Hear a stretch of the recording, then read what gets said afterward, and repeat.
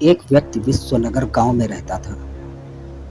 पेशे से तो वह बढ़ई था, लेकिन गांव में झाड़ फूक का काम करने के लिए भी लोग उसे बुलाया करते थे। लोगों का कहना था कि बढ़ई को भूत बला की अच्छी जानकारी थी। एक बार बढ़ई फर्नीचर बनाने के लिए लकड़ी लेने जंगल निकल जाता है। जंगल में उसे एक एक कीमती लकड़ियां मिलती हैं। वह सभी को टुकड़े में काट कर इकट्ठा करता जाता है।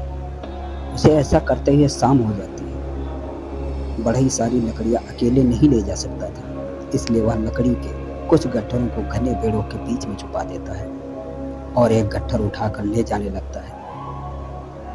लेकिन तभी उसे किसी औरत के हंसने की आवाज सुनाई देती है। अचानक बढ़ई के सर से लकड़ी का गट्ठर गिर जाता है। बढ़ई पहले से भूतों के बारे में जानता था, इसलिए वह पल भर में समझ जाता है कि यह किसी भयानक चुड़ैल की हंसी है। लेकिन शाम होने की वजह से वह हावी हो सकती है, इसलिए अभी यहाँ से निकलना ही ठीक होगा और बढ़ई बिना लकड़ियों के जंगल के रास्ते दबे पांव निकलने लगता है। लेकिन चुड़ैल की हंसी बढ़ई के कानों में गूंजती रहती है। बढ़ई डरा हुआ सा था अपने घर पहुंचता है। चुड़ैल की हंसी सुनाई न दे, इसलिए बढ़ई अपने कानों को जोर से दबा रहा था, लेकिन चुड़ैल की हंसी उसके दिमाग में बस चुकी थी। धीरे धीरे बढ़ई की चाल बदलने लगी। वह औरत की तरह चलने लगा।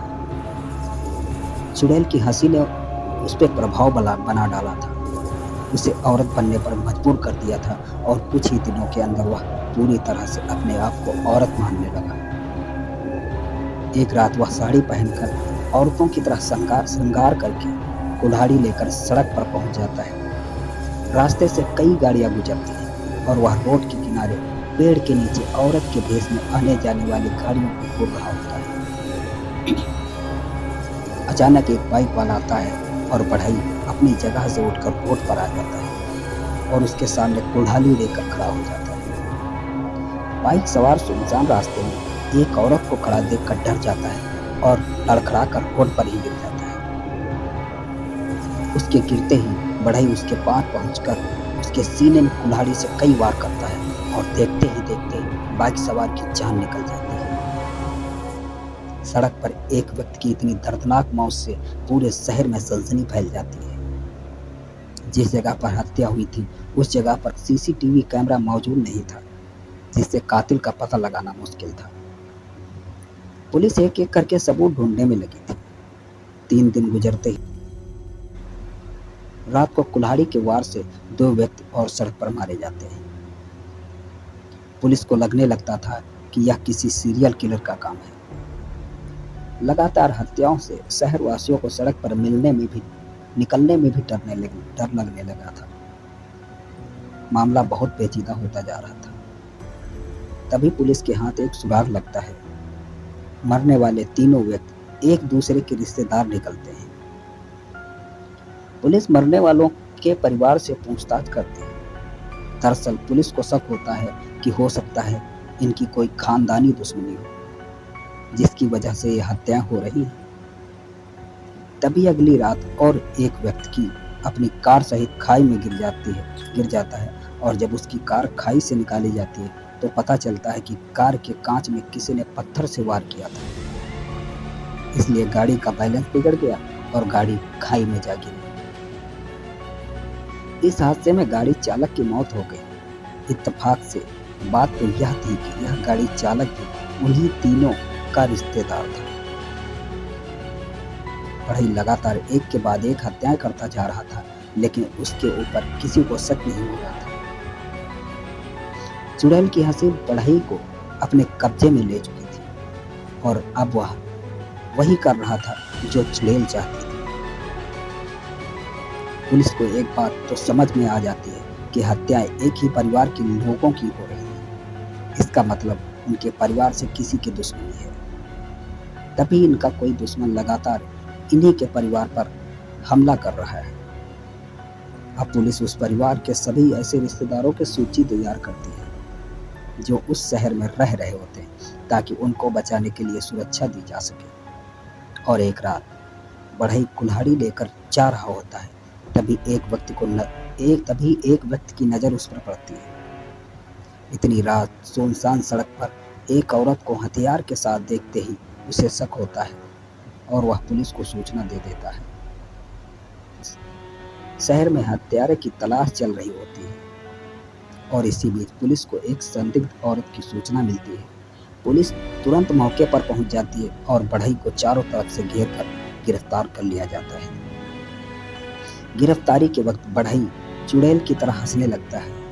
पुलिस को उस पर संदेह होता है क्योंकि यह एक औरत नहीं बल्कि एक मर्द है। बढ़ई को गाड़ी में बैठाकर थाने ले जाया जाता है, लेकिन वह बहुत उग्र हो चुका था और ताकत से सभी पुलिस वालों को धक्का दे रहा था। 10-10 पुलिस वाले उसे काबू में करने में लगे हुए थे पर उसे काबू नहीं कर पा रहे थे। बढ़ई को हथकड़ी लगाकर बांध दिया जाता है और जब उससे पुलिस पूछताछ करती है तो वह अजीब से जवाब देता है। वह शक्ल से आदमी था, लेकिन वह अपने जवाब एक औरत की तरह दे रहा होता है। पुलिस ऑफिसर को लगता है कि शायद यह पागल है, इसलिए वह मानसिक रोग विशेषज्ञ को बुलाते हैं ताकि उसके बारे में पता लगाया जा सके। मनोचिकित्सक आते ही बता देता है कि यह पागल नहीं बल्कि अपने अंदर किसी औरत को बैठा चुका है और अब यह एक अलग ही दुनिया की बातों को सोचकर हत्याएं कर रहा है। पुलिस को मनोचिकित्सक का उत्तर संतोषजनक नहीं लगता था। अचानक एक हवलदार कहता है कि हमें भूत भगाने वाले ओझा को भी बुलाना चाहिए, शायद इसके अंदर कोई प्रेतात्मा आई हो। पुलिस ऑफिसर इन सब बातों पर यकीन नहीं करते थे, लेकिन केस को आगे बढ़ाने के लिए कुछ ना कुछ तो करना था। शमशान से एक ओझा को पुलिस की जीप में बैठाकर लाया जाता है। ओझा आते ही बढ़ई के चेहरे में विभूति फेंकता है और बढ़ई तुरंत सब कुछ बताने लगता है और आधे घंटे के अंदर ही पुलिस को सारी कहानी समझ में आ जाती है। दरअसल 3 माह पहले एक बस बारात लेकर सड़क से जा रही थी और रास्ते में एक लड़की उसी बस से टकरा जाती है और वह घायल हो जाती है। तभी बस में बैठे बाराती उसे अस्पताल पहुंचाने की बजाय वहीं किनारे जंगल में ले जाकर एक गड्ढे में मरा हुआ समझकर जिंदा ही दफना देते हैं। और यह वही लड़की की आत्मा है जो बढ़ई के अंदर आकर उन्हीं रिश्तेदारों को एक एक करके मार रही है जो उस बारात में शामिल थे। पुलिस को सारा मामला समझ में आ जाता है। पुलिस ओझा से कहती है कि आप अपनी प्रक्रिया पूरी करिए और उस प्रेतात्मा को बढ़ई के शरीर से बाहर निकालिए। ओझा अपनी पूजा विधि के द्वारा चुड़ैल को काबू में कर लेता है। ओझा प्रेतात्मा को विश्वास दिलाता है कि उसके साथ न्याय होगा, वह लोगों की हत्या करना बंद कर दे और इसी दौरान बढ़ई बेहोश हो जाता है। और कुछ समय के बाद जब उसे होश आता है तो वह सामान्य बर्ताव करने लगता है। पुलिस उसी जंगल में जाकर उसी लड़की की लाश का पता लगाती है और एक एक करके सभी रिश्तेदारों को हिरासत में लिया जाता है। बढ़ई के ऊपर हत्याओं का इल्जाम होता है, लेकिन बढ़ई को पूरी तरह दोषी नहीं पाया जाता है। उसे मानसिक रोगी मानते हुए 1 साल पागल खाने में रहने का आदेश दिया जाता है और इसी के साथ चुड़ैल की हंसी बढ़ई को सुनाई देना हमेशा हमेशा के लिए बंद हो जाती है।